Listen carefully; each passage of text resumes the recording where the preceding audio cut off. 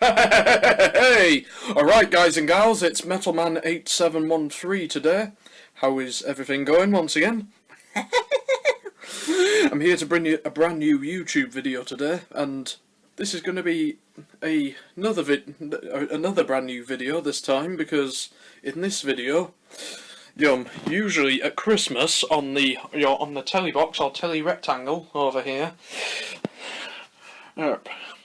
and especially even back maybe 30-40 years ago, for example, on BBC One and Two, they would throw back the curtains probably after the lunchtime news on the 23rd or probably 24th of December, 23rd if you were lucky, and on the 24th, they would throw back the curtains and unveil the BBC One Christmas Idents, or Two rather, as well. And yeah, by idents, I'll just pretty quickly explain what they are. They're usually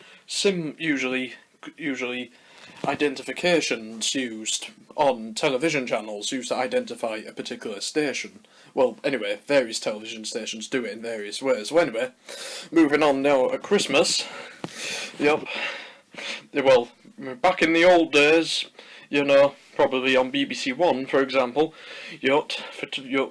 for 2.5 or even 3.5 precious days, the BBC One's rotating panorama globe would be joyously and seasonally and very happily merrily transformed into a joyful, merry seasonal template. And nowadays, I'll briefly say, Christmas idents are now unveiled very, very early. Maybe usually now round maybe on 1, for example. It was on the 2nd of December, and then they're going to be sticking around until New Year's Day. Well, anyway, not really much of a big problem, but anyway, it could be a situation of the rest of the country's getting ready and celebrate. Why shouldn't the telly do it as well? Well, anyway, and so yeah. Well, anyway, and also back in the day, you must also remember as well that on these idents they used to spend quite a lot of time on these idents, and also quite money on them as well. Usually, you're preparing every single detail of the ident to make sure it's rotating, especially in the old days of your mechanical models and pulley systems as well, where where they would rotate and try to get everything right. Well, anyway, this video is basically going to be a history of Christmas presentation at the BBC. We're going to be starting from 50 years ago onwards, right up until the present day, so I hope you all really, really enjoy this video, and so yeah, but anyway, enjoy, peace, and time to go on a journey through Christmas with the British Broadcasting Corporation. Okay, we'll start in 1967 for the obvious reason that's the earliest we can find any Christmassy photos of.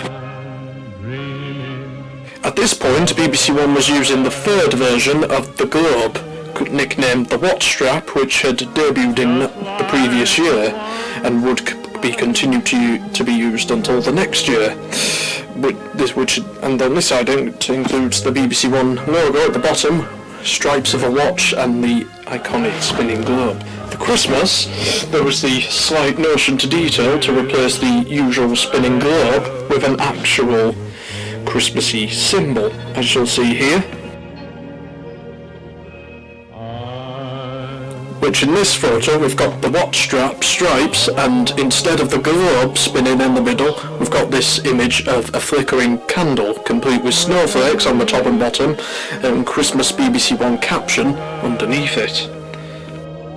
BBC Two's regular ident at the time was this, which was their launch identity, formed by a simple animated form-up of a colossal big 2 on the front and BBC logo underneath on the bottom line. And I would like to quickly mention and point out that for the Christmas idents in the 21st century after 2000, and also 1967 to 1973 will only have a slideshow of the idents, so yep, and the rest will be video footage, which I found. So yep. Well, anyway, moving on. Anyway, this ident lasted until December the 2nd of 1967, when BBC Two changed their look to this. Because colour television had first came around in the UK in 1967, and they upgraded to this nice little ident. Briefly describing the ident, it would form, the two number would form around a dot, which was a simple animation, and has colour on the bottom, and this ident was nicknamed the Cube, and it would spin round to reveal 4 different colours: blue, red, white and green. So yep. Well, anyway, the Christmas ident for that year though, well, BBC Two didn't really have a sort of Christmas presentation, and instead they used these two lovely caption and slides, which actually look quite nice actually. To mention, they used these slides for pretty much the next 4 years until 1971, until which they debuted a actual Christmas presentation, which we'll see later on. So moving on.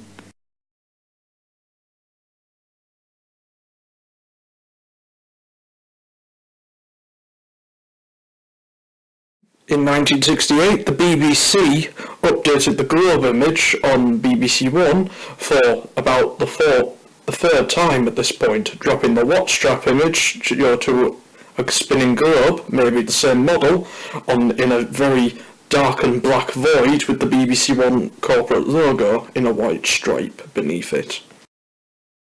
For this year, moving footage or even a picture of the BBC One ident for this year eludes us.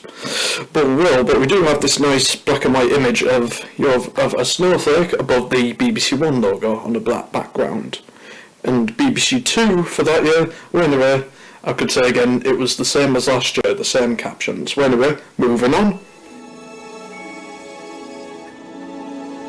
One surprise! I'm joking. Well, anyway, 1969 saw the introduction of one of the most famous of the BBC One globe idents, namely the mirror globe, which they would use for the next 15 years. And also, at this time, BBC One and ITV moved to colour, full-time colour broadcasts, so they joined BBC Two on the 625 line system. And also the colours, I would note, on the globe at this point, they picked out black and blue so it would look distinguishable on black and white television sets, since the majority of the country didn't have colour television at the time, since the licence was expensive.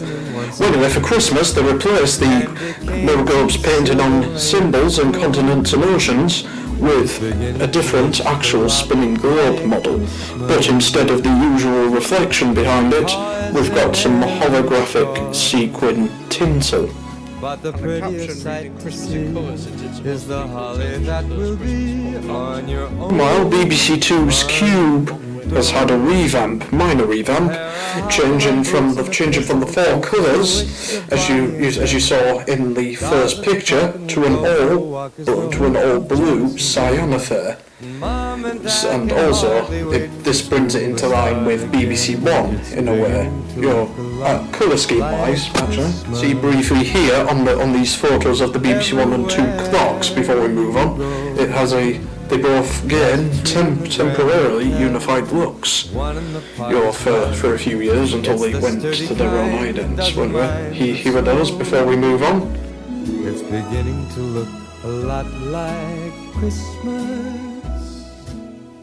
1970s Christmas ident for BBC One was obviously, in a way, much of a much-help. Anyway, you see, the thing about this is, at the time, this would have been more forgivable then than it would be right now, because expensive mechanical models like this would cost quite a bit of money to maintain, and also there wouldn't be any point of throwing out a perfectly good globe. So for 1970 they reused the mechanical model but with possibly some slightly different lighting effects. The sequin tinsel in the background replaced by snowflakes and a different caption.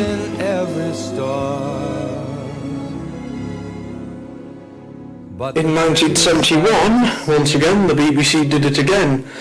They reused the mechanical Christmas ident model, similar to last year, but except this time they've got different lighting effects and also the same caption on there. Sure, it's Christmas. Yet again, in 1972, a photo of the BBC One look for this year, once again, remains to be told. But, well, anyway, they may have used the same garb, I'm not sure, because there are no photos which exist, which I'm aware of, but we've got this nice black and white shot of the Christmas clock, which was the first year they did that sort of thing. And now, and for BBC Two, coming up. Woohoo! Hallelujah! Hallelujah! Hallelujah! Well, anyway, hallelujah. Well, anyway, after 4 years of using trailer captions for their sort of Christmassy symbols, BBC Two have, for the first time, have got their own Christmas ident with the rotating cube from the normal ident, with tinsel around it, and a caption below reading Christmas in colour. Simply, so yeah. Moving on now to 1973, and for this year, it was decided there would be a break from the need to try to copy the mirror globe, and as BBC One's ident embraced the roses or quality street tin tableau imagery, with these carol singers for Christmas 1973, which looks very, very lovely indeed in this photo.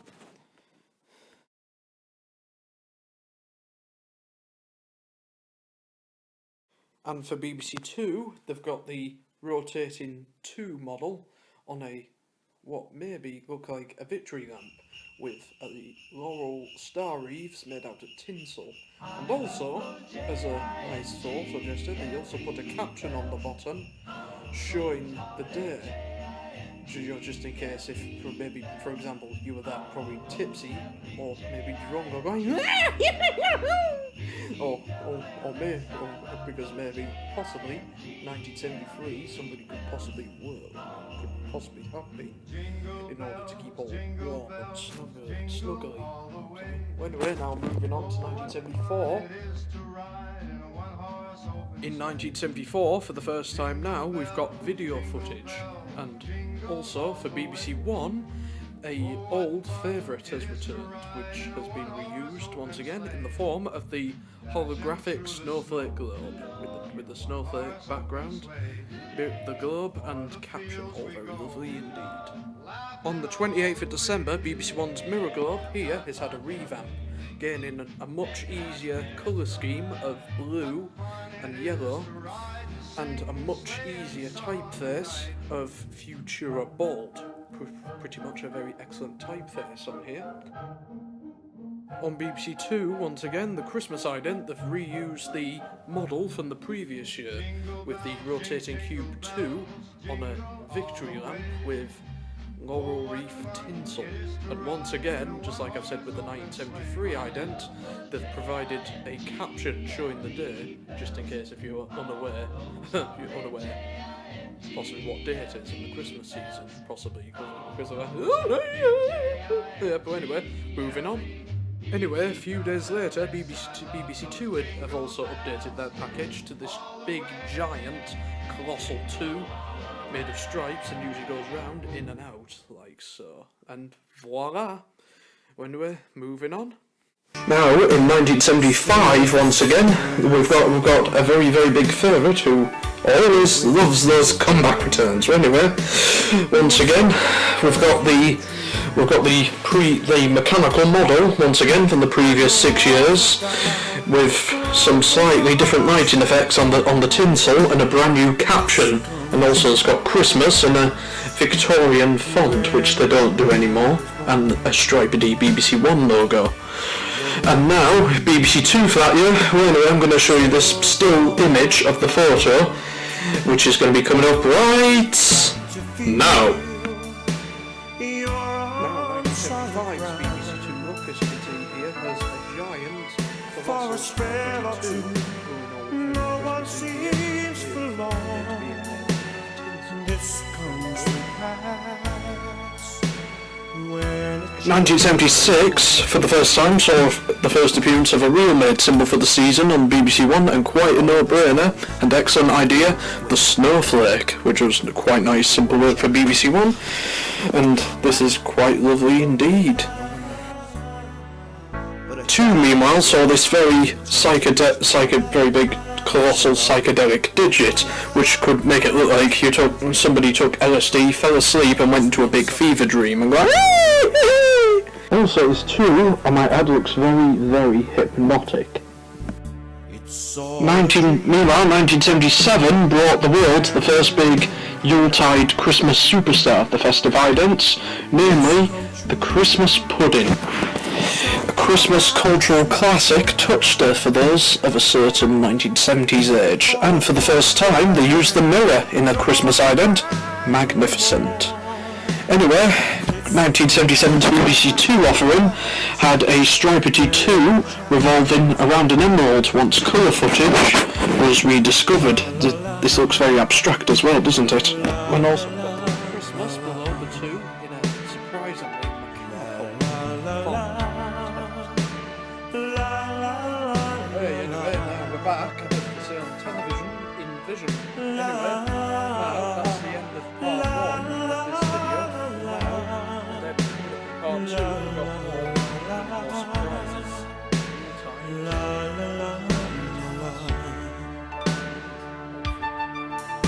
Also, jolly boys, ho-ho-ho-ho-y outings. I'm joking, but anyway, part 2, we've got the ident packages for at Christmas for BBC 1 and 2, which is going to be from 1978 until 1984 coming up next. Something to look forward to. Anyway, guys and girls, I hope you've all enjoyed part 1 of this video. I certainly have. Well, anyway, thank you very much for watching, and I'll see you all in my next video in part 2. Peace.